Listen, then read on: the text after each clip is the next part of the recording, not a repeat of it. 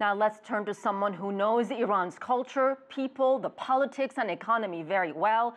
Nadereh Chamlou is an international development advisor and a former senior advisor at the World Bank. Nadereh, welcome. Thank you very much for having me. I want to begin with sanctions. Can you talk about the impact it has had on Iran's economy, on the people, and how soon do you expect, once sanctions are lifted, it would improve the lives of Iranians? Well, if you walk through Tehran street, it's impossible for you not to notice the impact of the sanctions, and as well not to notice the lack of impact of sanctions. Because when you look around Tehran, you will see that you have every single luxury item that you will find in any place, in any other city, you will find that in Tehran as well. So in a way, the sanctions haven't been able to really totally impact the part of the society that shouldn't be using these luxury goods. It hasn't been able to impact them. But at the same time, when you talk to people, when you talk to the youth, individuals, to business people, the sanctions are like all-encompassing. They cannot import goods for their factories. They cannot, for instance, export goods. They cannot think about long-term investments from the production side to the marketing and everything.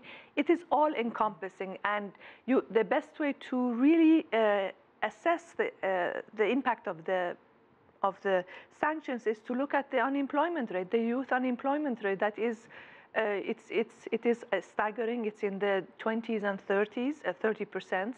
And for a country like Iran that has so many opportunities and so much richness, it shouldn't be. It shouldn't be like that. So 65% of Iran's population, Nadereh, is under the age of 35, motivated, highly educated, and for the most part, pro-Western. Yes. What does the lifting of sanctions mean besides employment opportunities for the young people of Iran?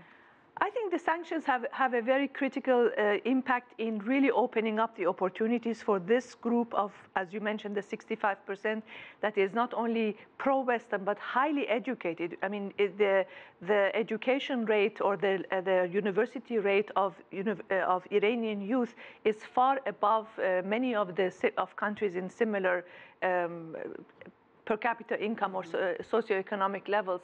The important thing is that it will really change the dynamics of the Middle East. It will change the dynamics of Iran, which is the largest country in the Middle East. It is the most populous country in, next to Egypt, if we consider Egypt to be in the Middle East. Iran is the second largest next to Egypt, but it is the largest in West Asia. So therefore, it has a tremendous multiplier impact on the rest of the region, on the neighboring countries, and it will definitely lift the economic opportunities in the whole neighborhood. You've traveled to Iran extensively. Iran has always been described as a country of contradictions. Why is that?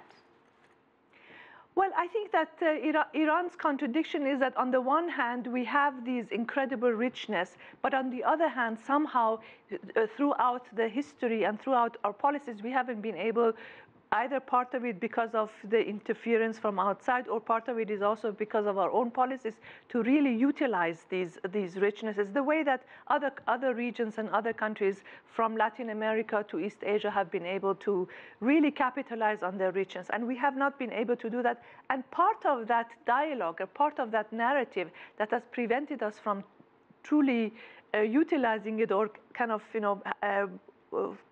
being able to take advantage of it, is actually this mistrust of the West, distrust of the West, and I think the distrust is somewhat mutual, and hopefully this deal will be a starting point to change that narrative. A first step. Nadereh Chamlou, thank you so much for your time. Thank you very much.